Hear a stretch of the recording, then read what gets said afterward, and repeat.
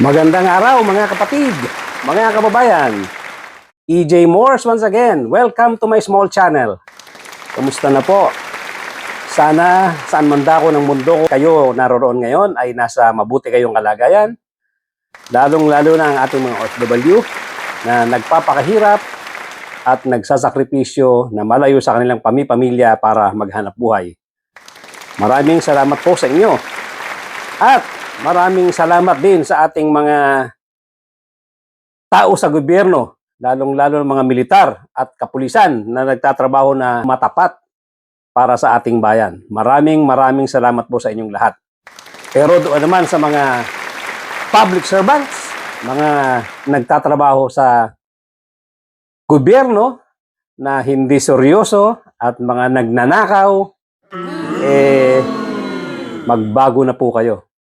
Dahil ayaw na ayaw namin ng mga taong katulad nyo na naandyan dyan sa pagsiservisyo kuno, pero naandyan dyan pala para magnakaw. Meron tayong nakakatuwang pag-usapan ngayon, ang isang sagutan ni Commodore Tariela at ni Congressman Marcoleta. Medyo masaya to. But before that, para dun po sa mga bago lang dito sa channel ko, please subscribe, pakihit na rin yung notification bell at bell button, the like button, at pakishare na rin po para dumami-dami at lumaki ang ating community na nakakarinig ng ating mga pinag-uusapan dito sa aking munting channel. At again, yung aking EJ Morse prayer bago tayo mag-umpisa ng ating mga vlog na ipinangako ko na magiging regular na prayer ng EJ Morse. Here it goes. Sa lahat ng mga manggagawa sa pamahalaan, sa lahat ng mga public servants, tama na ang pagyayabang. Itigil ang pagiging arogante. Irespeto ang mamamayan. Huwag magnakaw. Huwag maging tamad. Maging mapagpakumbaba. Pasweldo kayo ng taong bayan. Kami ay nakamasid. Di namin kayo tatantanan. So, yan po. At again, ito yung subject matter natin, yung tungkol kay Marcoleta at saka kay Commodore Tariela na hanggang ngayon ay patuloy pang naghihiring. Itong si Congressman Marcoleta, of course, alam naman natin yung nakaraang episode at nakaraang hearing din sa TRICOM diyan sa Kongreso ay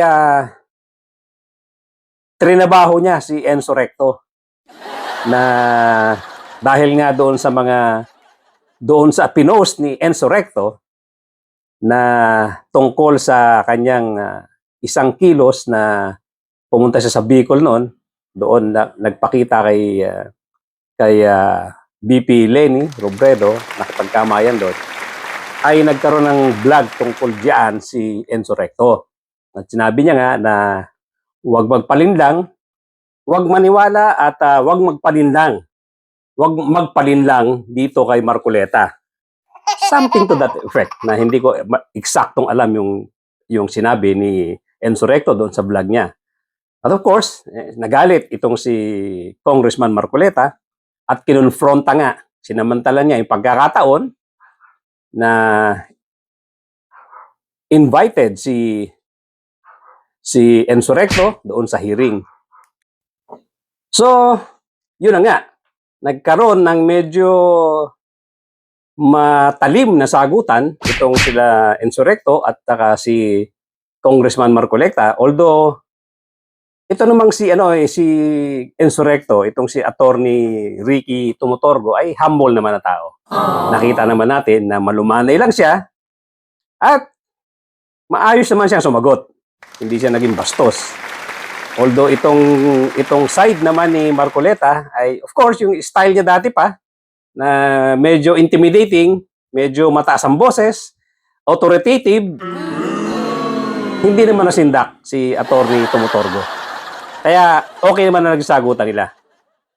Ang kagandahan pa rito, of course, yung magandang sagot bandang huli ni Enzo Recto na nung hinihingi siya ng apology ni Congressman Marcoleta na humingi ka ng sorry, sabi sa kanya ni Marcoleta. At ang ganda na sagot talaga ni Enzo Recto na sinabi niya, I'm sorry, Your Honor, I won't apologize.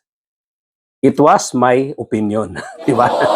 So, sa pool, itong si Marcoleta, alam naman natin na mababa ito sa survey. Malabo.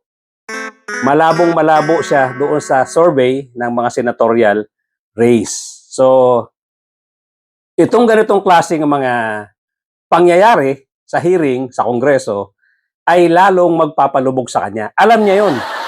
Alam niya yon. Hindi lalong naging maganda ang dating. Siguro kung meron kang makukuhang boto na 5%, baka doon sa nangyaring hearing, naging 4% na lang overall sa buong Pilipinas. So, yun ang masaklap. Ngayon, etong nangyayari pang hearing ngayon, invited naman itong si Commodore Tariela, na kung saan ito ay nag-post na hindi rin nagustuhan ni itong si Congressman Marcoleta. So ngayon, hoping si Marcoleta na makakaisa sa rito, medyo popogi siya, ayun, kinonfronta niya si Commodore Tariela. At And thank you for acceding to my request, Mr. Commodore. You just called me a traitor, sir.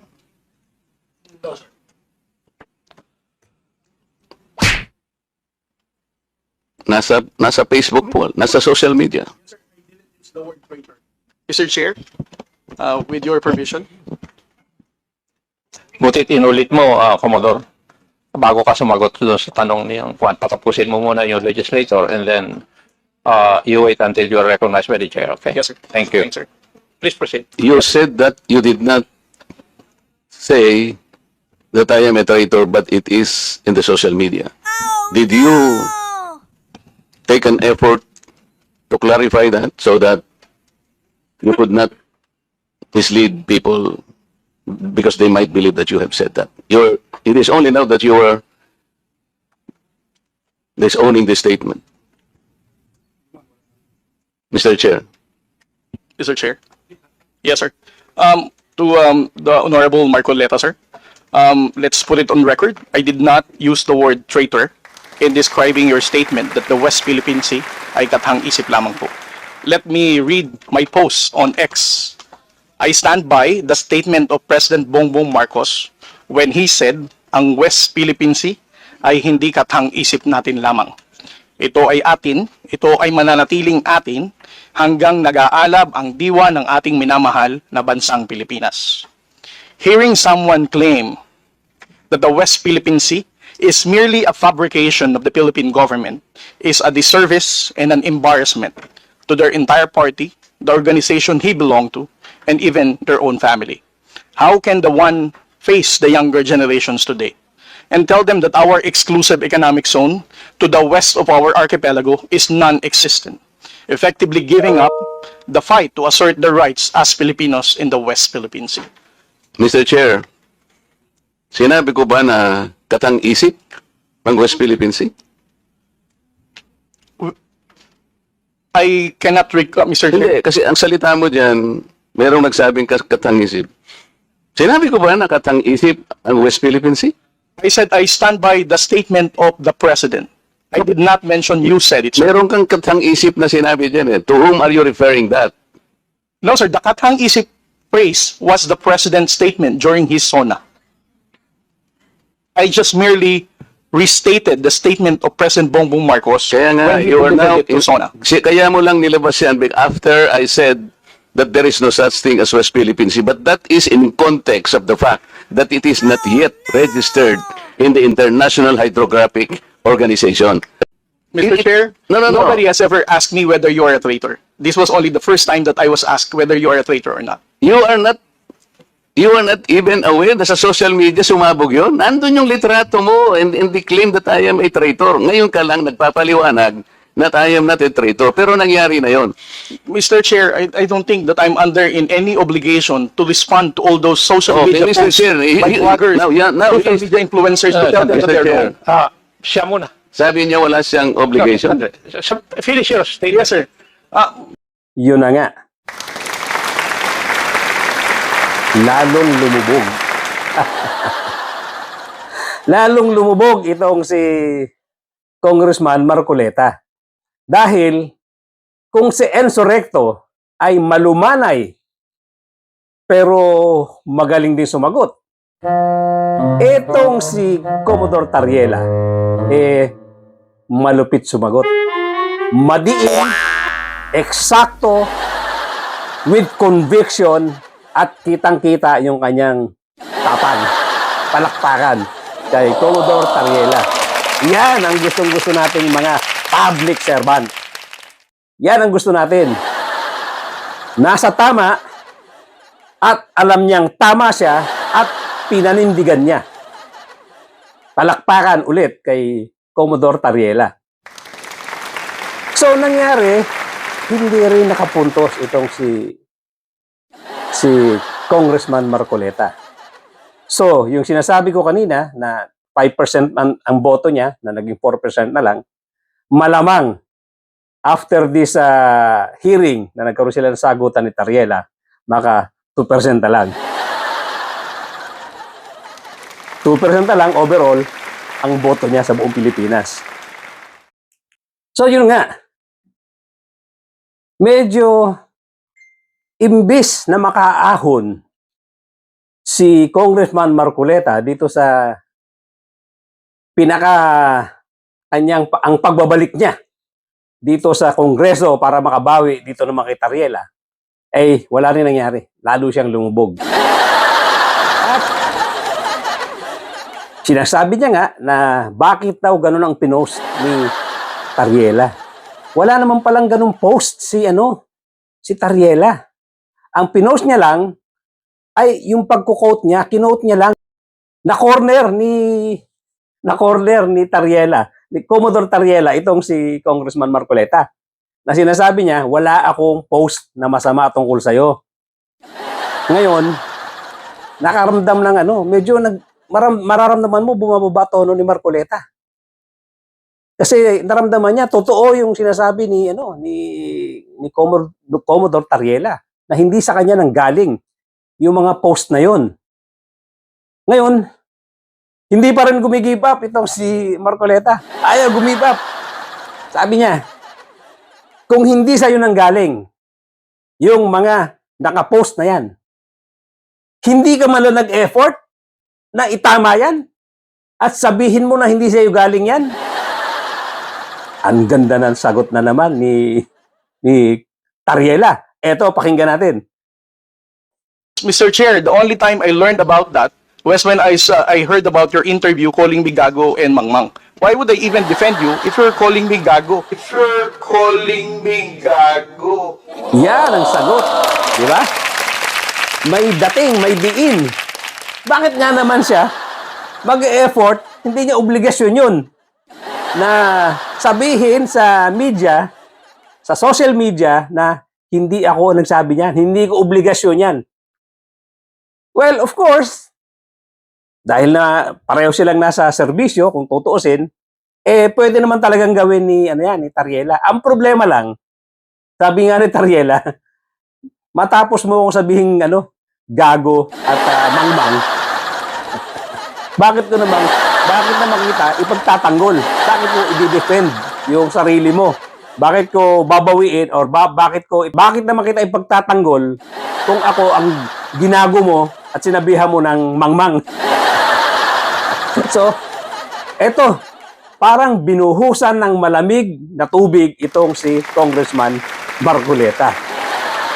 Swak na swak siya. Wala siyang na-recover dito sa popularity. Lalo siyang lumubog. Lalong lumubog si Congressman Marcoleta dito sa naging sagutan nila ni Commodore Tariela. Ang galing sumagot ng mama. Napakatalinong sagot at napakatapang. Hindi nagpa-intimidate dito kay Congressman Marcoleta. So yan lang, maiksi lang yung ating vlog ngayon. Dahil ako'y may lakad pa. But again, para doon sa ating mga kababayan na bago lang dito sa channel ko, kindly subscribe, kindly hit notification bell, pati na rin yung like button, at share natin para dumami tayo rito sa ating community. Nang magkaroon tayo ng updated information kung ano nangyari dito sa atin sa Pilipinas. At of course, yung aking EJ Morse prayer bago tayo matapos, eto na. EJ Morse prayer. Sa lahat ng mga manggagawa ng pamahalaan, sa lahat ng mga public servants, tama na ang pagyayabang, itigil ang pagiging arogante, irespeto ang mamamayan, huwag magnakaw, huwag maging tamad, maging mapagpakumbaba. Pasweldo kayo ng taong bayan. Kami ay nakamasid, di namin kayo tatantanan. Thank you so much, ladies and gentlemen, at I will see you again.